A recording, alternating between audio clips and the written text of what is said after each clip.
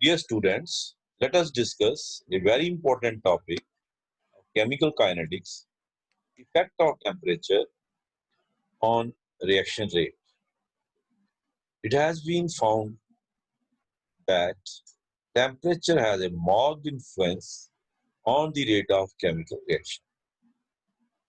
Temperature का जो influence है केमिकल रिएक्शंस के ऊपर दैट इज हाईली मार्क्ड. अगर हम 10 डिग्री टेम्परेचर इंक्रीज करें in most of chemical reaction, it has been found that the rate of reaction becomes nearly double or even treble. Treble मतलब 3 गुना rate बढ़ जाता है.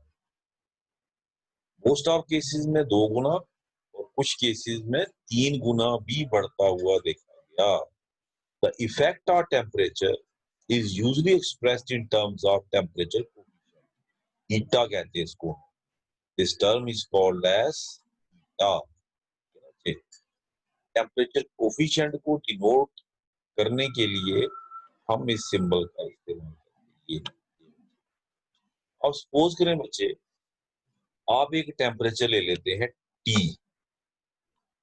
पहले आप क्या करते हैं, टी डिग्री सेल्सियस पे रेट ऑफ रिएक्शन निकालते हैं. फिर आप सेम रिएक्टेंट्स के साथ, सेम कंसेंट्रेशन के साथ आप नए सिरे से रिएक्शन स्टार्ट करते हैं एट E+10, 10 डिग्री का अंतर डाल के. फॉर एग्जाम्पल, पहले आपने 298 केल्विन पे, 298 केल्विन में क्यों बोला, रूम टेम्परेचर 25 डिग्री सेल्सियस होता है, तो 298 केल्विन. सपोज करें आपने 298 केल्विन पे रिएक्शन किया, उसका रेट निकाला. फिर with same reactant, same amount of reactant, उतने ही अमाउंट ऑफ रिएक्टेंट से आपने वही रिएक्शन 308 केल्विन पे किया. 308 केल्विन, ठीक है. और फिर आपने 308 केल्विन पे उसी रिएक्शन का रेट निकाल के देखा. आपने क्या देखा, रेट हैज बिकम डबल और इवन ट्रेबल, मतलब 3 गुना भी बढ़ता हुआ देखा गया. तो इसको टेम्परेचर कोफिशिएंट के हिसाब से हमने मैथमेटिकल फॉर्म एक्सप्रेस करना हो तो temperature coefficient is equal to rate constant at T+10 degree Celsius divided by rate constant at T degree Celsius. Rate, क्योंकि कंसेंट्रेशन देखिए रेट क्या होता है, what is the rate? Rate is equal to K into molar concentration of reactant. ये होता है ना बच्चे, रेट, इसको हम ऐसे ही लिखते हैं बच्चे, देखिए rate is proportional to molar concentration of reactant. Molar concentration of reactant, ठीक है. और प्रोपोर्शनलिटी को उड़ा के हम लगा सकते हैं के इज रेट कांस्टेंट. अब यहाँ पे कंसेंट्रेशन का इफेक्ट बच्चे हम खत्म कर रहे हैं. दोनों केसेस में जब हमने 298 केल्विन पे हमने रिएक्शन किया, कंसेंट्रेशन तब भी हमने से 1 मोल रखी, 308 पे किया तब भी 1 मोल रखी. कंसेंट्रेशन हम चेंज नहीं कर रहे, फिर भी रेट बढ़ रहा. हम क्या चेंज कर रहे, टेम्परेचर. एक बार 298 पे, एक बार 308 पे. इसका मतलब साफ है कि जो टेम्परेचर बढ़ने से इंक्रीज हुआ वो कौन हुआ, रेट कांस्टेंट. मोलर कंसेंट्रेशन जो है बच्चे, वो हम क्या कर रहे हैं, उसको फिक्स कर रहे हैं. तो रेट फिर भी बढ़ रहा है, इसका मतलब है कि रेट कांस्टेंट बढ़ रहा है. Rate constant is constant at particular temperature. ये भी याद रखना. यहां से आपने ये भी सीखा कि rate constant is constant at particular temperature. If you change the temperature, rate constant changes. तो यहाँ पे जो डबल हुआ वो कौन हुआ, रेट कांस्टेंट. रेट कांस्टेंट के डबल होने की वजह से कौन चेंज हुआ बच्चे, रेट भी डबल हो गया. इसलिए यहाँ पे रेट कांस्टेंट वर्ड यूज किया गया. तो rate constant eight E+10 degree Celsius divided by rate constant at T degree Celsius. या कह लें rate constant eight 30 degree kelvin divided by rate constant है 298 केल्विन, और ये किसके बराबर पाया गया बच्चे? अप्रोक्सीमेटली 2 to 3 ये रेशियो। मीन रेट डबल हुआ या कुछ केसेस में ट्रिपल होता हुआ भी देखा गया, 3 टाइम्स, 3 गुना बढ़ता हुआ भी देखा गया। अब बच्चे इसकी एक्सप्लेनेशन कि why the rate of chemical reaction increase with increase in temperature. कहता जब हम टेम्परेचर बढ़ाते हैं, हाँ एक चीज पहले बता दें कि केमिकल रिएक्शन होने के लिए मॉलिक्यूलर इंटर मॉलिक्यूलर कोलिजन्स का होना जरूरी है। Molecule must collide for a reaction to work, molecule must, एक इंपॉर्टेंट, ठीक है। जब आप टेम्परेचर बढ़ाते हैं व्हाट हैपेंस, टेम्परेचर बढ़ने से दो चीजें बढ़ती हैं, kinetic energy of molecules and their velocity, speed. Kinetic energy is equal to 1/2 mv², velocity बढ़ेगी तो अंडरस्टूड है काइनेटिक एनर्जी बढ़ेगी, ठीक है। काइनेटिक एनर्जी बढ़ी, स्पीड बढ़ी, स्पीड बढ़ने से क्या हुआ बच्चे? वेलोसिटी बढ़ने से क्या हुआ? Number of collisions per second increase हुई, number of collisions per second per unit volume. तेजी से मॉलिक्यूल चलेंगे, ज्यादा बार कोलाइड करेंगे, नंबर ऑफ कोलिजन्स बढ़ी। क्या बढ़ा बच्चे? Number of collisions per second per unit time. Number of collisions per second per unit time is called collision frequency. इसको क्या बोलते हैं हम बच्चे? कोलिजन फ्रीक्वेंसी, और इसको डिनोट करते हैं हम जेड से। The relationship between collision frequency and temperature is this is the relationship, ठीक है बच्चे। Z is directly proportional to square root of absolute temperature, absolute Kelvin temperature. Z is directly proportional to square root of absolute temperature. मतलब more the temperature, more the collision frequency, but the exact relation is this. आप ऐसे नहीं लिख सकते अपनी मर्जी से जो मर्जी लिख ले, z is proportional to t. No, it is not t. It is root of t. Square root of t. Absolute वो भी absolute temperature. अब सपोज करें बच्चे, हम यहाँ पे ये जानने की कोशिश कर रहे हैं, मैं ये क्यों बता रहा हूँ आपको, ये जानने की कोशिश कर रहे हैं कि क्या rate of reaction collision frequency बढ़ने की वजह से बढ़ा।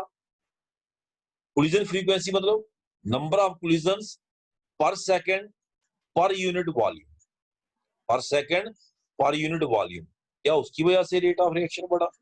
इस चीज को हम फाइंड आउट करने की कोशिश कर रहे हैं, ठीक है। तो हम क्या करते हैं, पहले 298 पे कोलिजन फ्रीक्वेंसी को निकाल के देख लेंगे, फिर 308 हमारे पास ये रिलेशन है, z is proportional to t, तो z 308 में क्या होगा? z 308 में होगा, z 308 मतलब collision frequency at 308 is proportional to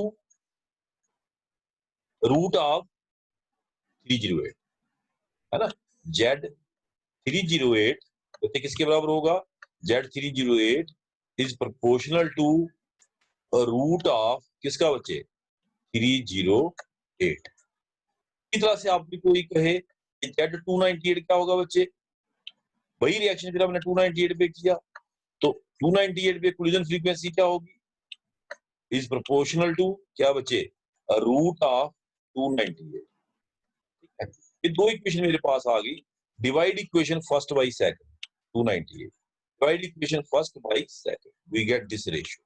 अब ये रेशियो मिली, ये रेशियो क्या है बच्चे? Approximately 1.02 divided by 1।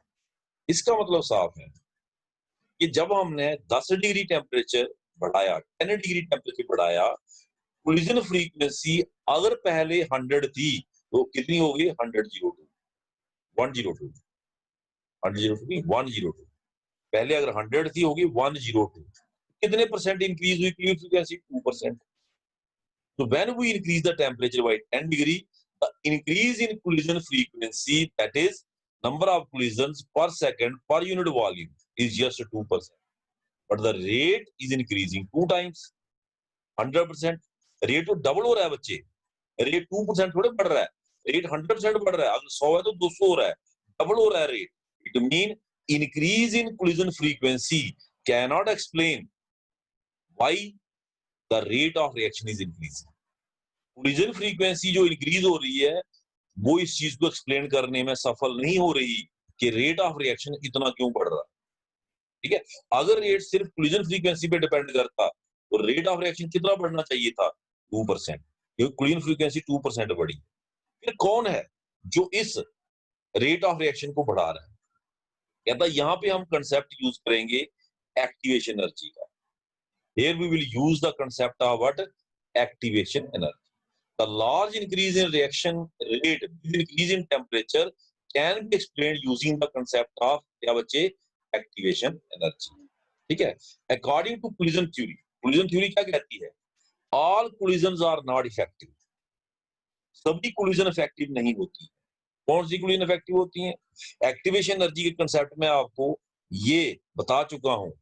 Those collisions are effective which result in formation of product. Such collisions are called as effective collisions. इनको क्या बोलते हैं हम बच्चे? Effective collisions. Effective collisions वो होती हैं जिनके होने से प्रोडक्ट बने, जिनके होने से प्रोडक्ट बने। अब क्वेश्चन राइज होता, कौन से मॉलिक्यूल हैं जो इफेक्टिव कोलिजन करते? आपको याद होगा, only those molecule cause effective collision which possess threshold energy, which possess threshold energy. What is threshold energy? The minimum energy which the molecule must possess so that they can react on collision. वो minimum energy जो molecule के पास होनी चाहिए ताकि वो react करके क्या बना सके बच्चे? Product. Threshold energy is equal to activation energy plus average energy of reactant. ये कंसेप्ट हम पढ़ चुके हैं बच्चे किसमें? Activation energy. तभी मैंने आपको एक्टिवेशन एनर्जी वाला टॉपिक पहले अंडरस्टैंड करवाया था। अब क्वेश्चन राइज होता है कि टेम्परेचर बढ़ने से रेट ऑफ रिएक्शन क्यों बढ़ा? कहता सिंपल सी बात है। बेसिकली क्या है बच्चे? कहता है जब हम 10 डिग्री टेम्परेचर बढ़ाते हैं effective number of collision double हो जाते हैं। This is very important. Total collision सिर्फ 2% ही बढ़ती हैं, वो आपने देख लिया। टोटल कोलिजन जिसको हम कोलिजन फ्रीक्वेंसी कहते हैं वो 2% ही बढ़ी, but effective collisions they become double. Effective collision क्या हो जाती हैं बच्चे? डबल हो जाती हैं when we increase the temperature by 10 degree. इस चीज को हमने ग्राफिकली यहां पे शो किया बच्चे। This is fraction of molecule, this is energy. This point A represent the number of molecule which possess threshold energy. Point A जो है वो रिप्रेजेंट कर रहा है उन फ्रैक्शन ऑफ मॉलिक्यूल को जिनके पास क्या है बच्चे? Threshold energy. गौर से देखें बच्चे, टेम्परेचर T1 पे this is the fraction of molecule which possess threshold energy, और टेम्परेचर T2 पे what is T2? T2 is equal to T1 plus 10। T2 is greater than T1 by 10 degree. 10 degree का change लाके हम फिर से reaction कर रहे। हमने क्या देखा? those molecule which possess threshold energy their number become double.